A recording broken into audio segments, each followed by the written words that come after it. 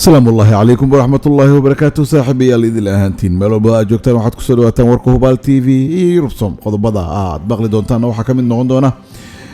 madaxweynaha iminka talada sii haya dalka Mareykanka Donald Trump ayaa shaqadii waxa uu ka eriyay xogayihii gaashaandhigga dalka Mareykanka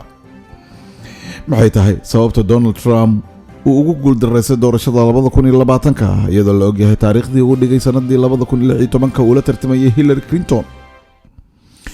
John Biden muxuu ka yiri Soomaalida markii la doortay kadib iyo ka horba waan idin soo gudbin doonaa saaxiibayaal sidoo kale waxaan idin soo gudbin doonaa talaal looga hortagayo viruska coronavirus oo saameyn weyn ku haya dunida ayaa tijaabadiisa 90% lagu guuleystay haddaba yaa soo saaray shirkadaha soo saaray xagee ku yaalaan dad badan oo ku nool dunida ayaa lagu tijaabiyay oo gaaraya 45,000 oo qofood waxaan idin kugu soo gudbin doonaa barnaamijkeena dalka Itoobiya dhawaanahan dagaal baa ka socday gobolka Tigreega haddaba waxaa hadlay madaxweynaha ismaamulka Tigreega waxaanu ku baaqay xabad joojin maxaa ku qasbay waa tii la ogaa isaga markii hore hub urursi iyo dagaal u tafaxeetay uu uga soo horjeeday dowladda federaalka dalka Itoobiya qodobadaas iyo qodobo kale iyo waxay nagu soo kordhayeen saaxiibayaal idin soo gudbin doonaa Hubaal TV iyo Rubsom ayaad nagala socotaan waxaad inoo saartaan subscribe waxay inoo tahay dhiirigelin waxaan idin soo gudbin doonaa hadba daqiiqad wararka dunida kuwooda ugu xiisaha iyo saameynta badan haddii ilaahay subxaanahu wa tacaala laga helo waayo saaxiibayaal aynu ku hormarno qodobka ugu horeeya oo ahaa madaxweynaha dalka Mareykanka Donald Trump ayaa waxa uu shaqadii ka eriyay xogayihii gaashaandhigga Mark Esper ee dalka Mareykanka isagoo bartiisa Twitterka ku shaaciyay in sarkaalkaasi sare ee Ameerikaanka ah xilkii laga qaaday Christopher Miller oo ah madaxa xarunta qaran ee la dagaalanka argagixisada ayaa durba xilkaasi la wareegi doona arintan ayaa waxa ay imaanaysaa kadib markii Mr Trump iyo Esper ay si cad isugu khilaafeen arrimo badan toddobaadkii la soo dhaafay Mr Trump ayaanan ilaa hadda ogolaan in doorashada uu kaga adkaaday madaxweynaha la doortay John Biden waxa uu wacad ku maray in natiijada la shaaciyay uu maxkamad geyn doono Mr Esper ayaa waxa ay madaxweynaha isku qabteen aqalka cad ee Mareykanka waxa ayna isku qabsadeen in uu adeegsado ciidamada militariga in lagu caburiyo degnaansho la'aanta ka dhalatay dibadbaxyo looga soo horjeeday cadaalad darrada midabka ku saleysan ee dhacaysay bilowgii sanadkan toddobaadyo ka hor inta uusan Mr Biden la wareegin xafiiska 20 Janaayo ee sanadka soo socda ayaa Mr Trump waxa uu awood u leeyahay in uu go'aano badan gaaro markii dibadbaxyada ay gilgileen Mareykanka markaas oo ninkii madooba ee George Floyd la dhihi jiray ku dhintay gacanta booliska magaalada Minneapolis ee gobolka Minnesota bishii May ayuu Mr Trump waxa uu ku goodiyay in uu militariga u adeegsan doono in dibadbaxyadaasi uu ku caburiyo bishii June Mr Esper oo horey uga tirsanaa jiray militariga ayaa sheegay in laga maarmo in ciidamada militariga arintaasi loo adeegsado hadalkaasi oo la ogaa in aqalka cad uusan ku farxin isku dhac kadib ayaa waxa aad la isla dhexmaray in madaxweynaha uu xilka ka qaadi doono wasiirka gaashaandhigga dalka Mareykanka ama xogayaha gaashaandhigga dalka Mareykanka sidaasi oo ay tahayna xilka qaadista sarkaalkaasi ee Isniinta ayuusan Mr Trump waxba ku sababayn Mr Esper ayaa sidoo kale waxa ay Mr Trump isku khilaafeen hab dhaqanka uu madaxweynaha ku liido gaashaanbuurta NATO madaxweyne Trump ayaa muddada uu xilka hayay waxa uu xilalkii ka qaaday saraakiil dhowr ah iyo taliyayaal iyo sidoo kale waliba la taliyayaal isagoo badanaa xilka qaadistaasina ku shaaciya bartiisa Twitterka Mr Esper ayaa waxa uu xilka kala wareegay Mr Jim Mattis kaas oo 2018 shaqada uga tagay kala aragti doonasho soo kala dhex gashay isaga iyo madaxweynaha oo ay ku jirtay dagaalka Syria bishii June xilli ay soconayeen dibadbaxyo looga soo horjeeday cadaalad darrada ku saleysan midabka ayuu Mr Mattis waxa uu Donald Trump ku dhaleeceeyay in uu yahay madaxweynihii ugu horeeyay ee intii aan noola ayuu yiri aan arkay ee aan isku dayeyn inuu mideeyo dadka Mareykanka xitaa aanan jilayn inuu isku dayo ama isku day sameeyo taabadalkeedana waxa uu isku dayayaa in uu shacabka dalka Mareykanka kala fogeeyo sidaas waxa ay yiri Mr Mattis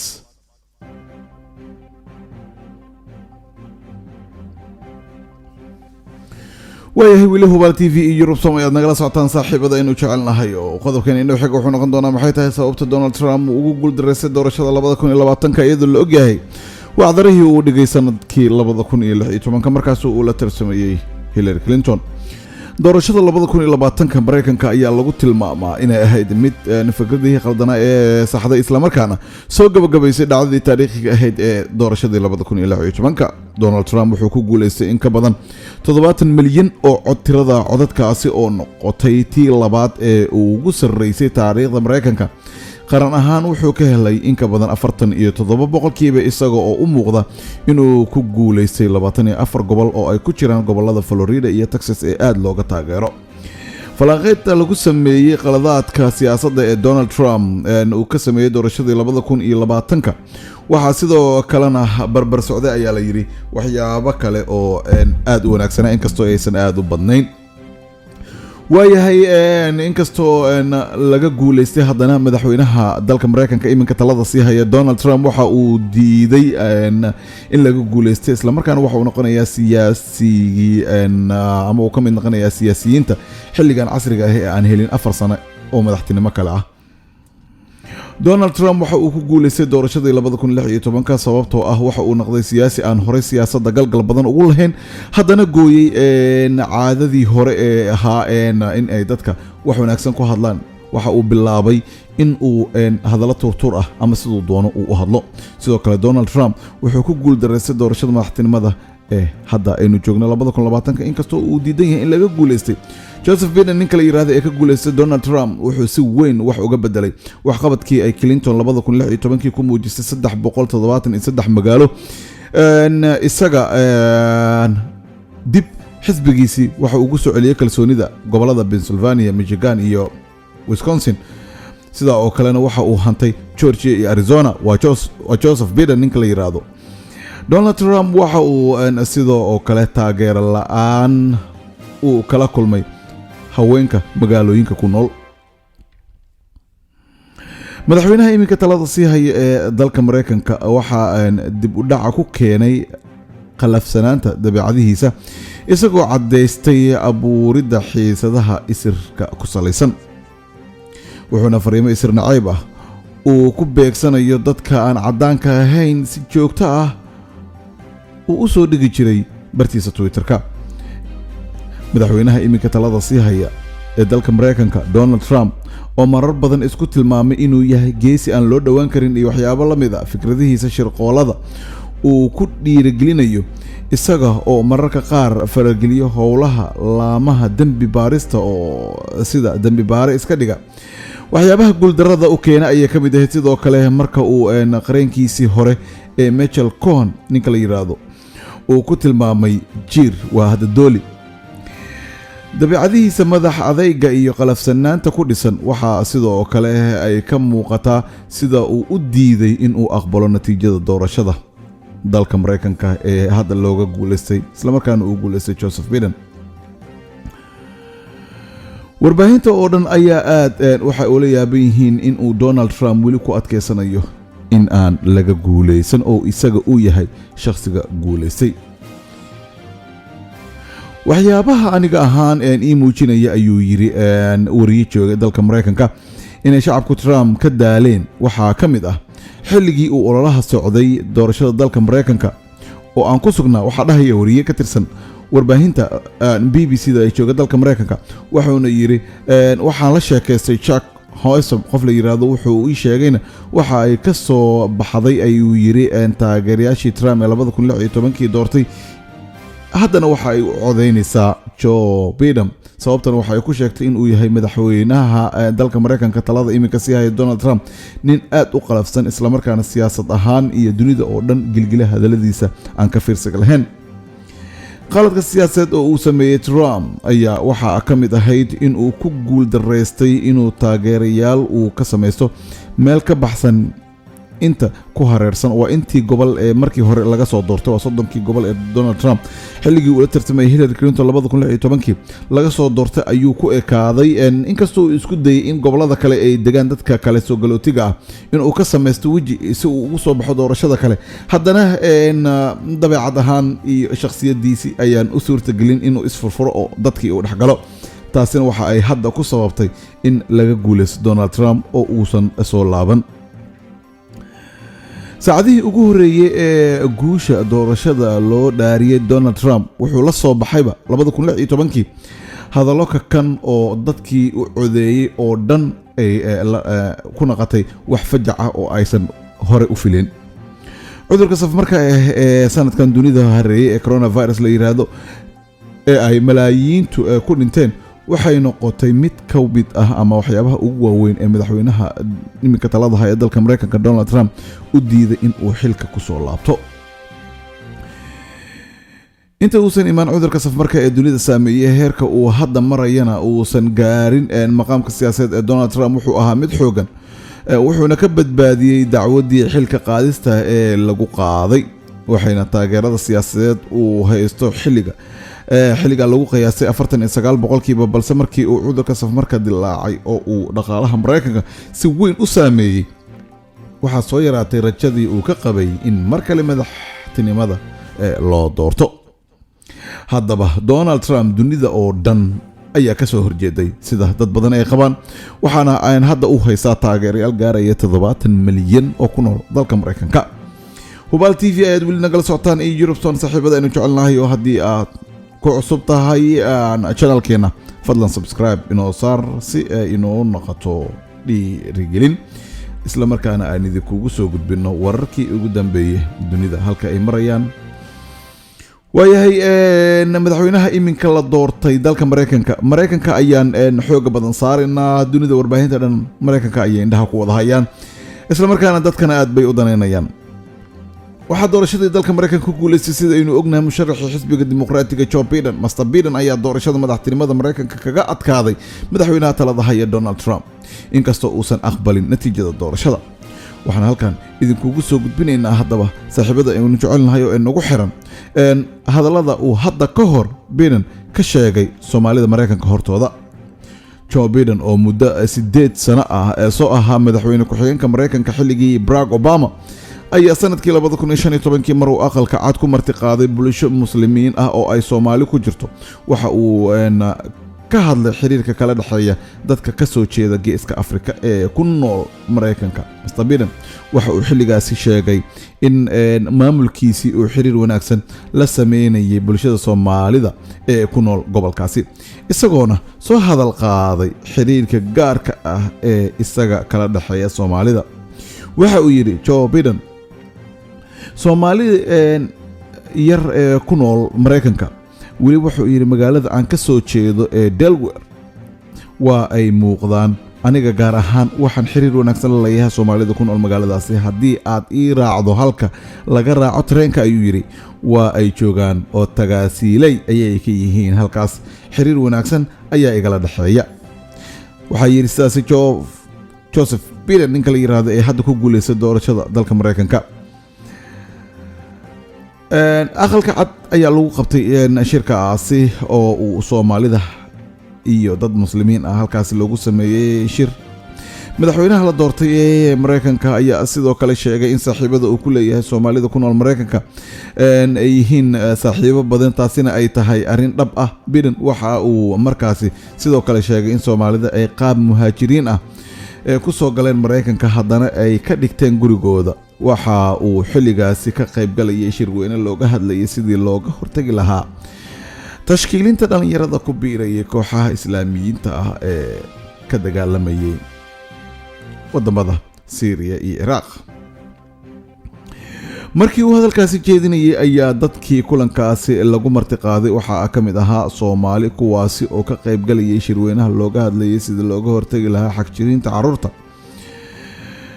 madaxweynaha uu xilka kala wareegayo ee Donald Trump ayaa horay Soomaalida ku nool Mareykanka gaar ahaan Minnesota ku tilmaamay qaxooti ku soo qulqulaya gobolkaasi haddii la doortana waxa uu ballan qaaday amaba uu sheegay in uu wax ka qaban doono arrintaasi. Madaxweyne Donald Trump hadda talada sii haya dalka Mareykanka ayaa sidoo kale Soomaaliya ku daray liiska dalalka muwaadiniintooda laga mamnuuca in ay Mareykanka yimaadaan, waxa uuna joojiyey qaxootiga Mareykanka uu siin jiray dib u dejinta. Hubaal TV iyo Yurub Soomaaliyaad nagala socotaan saaxiibayaal. waxyaabaha inoo soo socda waxaa ka mid ah dagaalka Ethiopia iyo talaal looga hortagayo viruska corona oo tijaabadiisa 90% lagu guuleystay. waayahay arrinta talaalka hanoo dambeysay waxaan soo hormarinaynaa haddaba dagaalka Ethiopia oo maalimahan warbaahinta ay aad u hadalhaysay. madaxweynaha ismaamulka Tigreeda ayaa waxa uu ku baaqay xabad joojin. madaxweynaha maamulka Tigreed ee dalka Ethiopia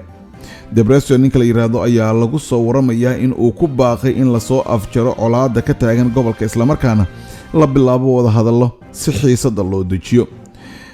midowga Afrika ayuu mar sii horeysay ugu baaqay in xaaladda faraha ay la soo galaan si dalka loo badbaadiyo in uu galo dagaal sokeeye. Debretsion waxa uu ku baaqay in la qabto wada hadallo lagu joojinayo dagaalka sida ay ku warantay wakaaladda wararka ee Reuters. si kastaba ha ahaato dowladda federaalka Ethiopia waxa ay u muuqataa in mid aan diyaar u ahayn wada hadallada in ay la gasho gobolka Tigreega. khudbad uu jeediyay ra'iisul wasaaraha Ethiopia Abiy waxa uu sheegay in dowladda ay soo gabagabayn doonto hadafkii laga lahaa howlgalka. qaramada midoobay waxa ay ka digtay in dagaalada ka socda gobolka Tigreeg in 9 milyan oo qof ay halis ugu jiraan in guryahooda ay ka qaxaan maadaama la xiray wadooyinka gali jiray gobolkaasi oo ay adag tahay in xitaa waxay yiraahdeen gargaar la gaarsiiyo. wuxuu ku soo kordhay dalalka Ethiopia iyo dagaalada waan idin soo gudbin doonaa saaxiibayaal. qodobkeeni ugu dambeeya ee barnaamijka aan idinku soo gudbin doono waxa uu noqon doonaa talaal looga hortagayo viruska corona ayaa tijaabadiisa 90% lagu guuleystay. talaal 90% ka hortagaya viruska corona ayaa la sheegay in tijaabadiisa lagu talaal 90% ka hortagaya viruska corona ayaa la sheegay in tijaabadiisa lagu guuleystay.